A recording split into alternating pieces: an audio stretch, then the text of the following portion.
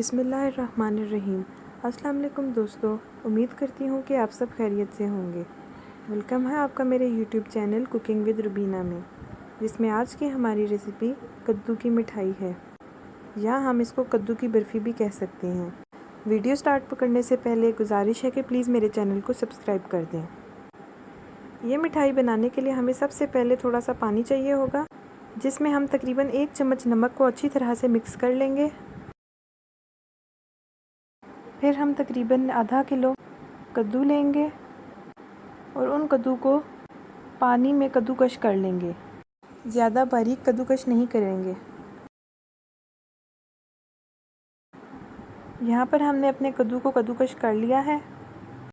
अब हम उनको छान लेंगे ताकि जो हमारा नमक वाला पानी था उसमें से नमक अच्छी तरह से निकल जाए, और इसको धो लेंगे। हल्के हाथ से अच्छी तरह से हम कद्दू को धो लेंगे। अब हम उन कद्दू को किसी बर्तन में डालेंगे और उसमें ग्रीन फूड कलर शामिल करेंगे और उसको अच्छी तरह से मिक्स कर लेंगे।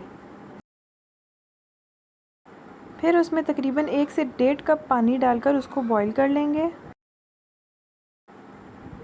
फिर उसको छान लेंगे और वो पानी बॉईल हुआ हुआ फेंक देंगे।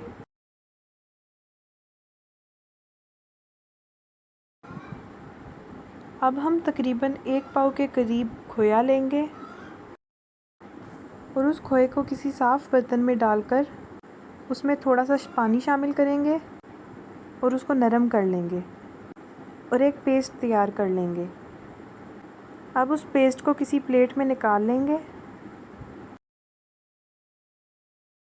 अब हम उस बॉईल किए हुए कद्दू को दोबारा से किसी पैन में डालेंगे और उसे थोड़ा सा भून लेंगे। फिर इसके बाद हम इसमें तकरीबन 2 टेबलस्पून घी के शामिल करेंगे और उसे अच्छी तरह से मिक्स कर लेंगे।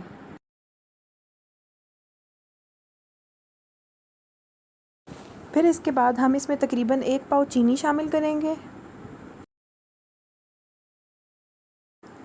और अच्छी तरह से मिक्स कर लेंगे जब तक कि हमारी चीनी पिघल ना जाए।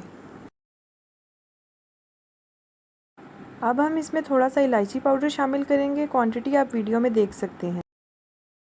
अब हम किसी सांचे में प्लास्टिक रैपिंग शीट लगाएंगे ताकि हमारी मिठाई चिपके नहीं, और अपना पेस्ट उसमें डाल देंगे।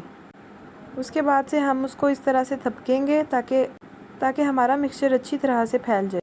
फिर उसको थोड़ी देर फ्रिज में रखने के बाद हम उसको काटना शुरू करेंगे। इस तरह पीसीस की शेप में काटेंगे, जैसा कि आप वीडियो में देख सकते हैं। आप कोई और शेप्स भी इसकी काट सकते हैं। यहाँ पर हमारी मज़ेदार सी मिठाई तैयार है। मैं उम्मीद करती हूँ कि मेरी रेसिपी आपको पसंद आई होगी। अपना और अपने दोस्तों का ख्याल रखिएगा। अल्लाह हाफ़िज़।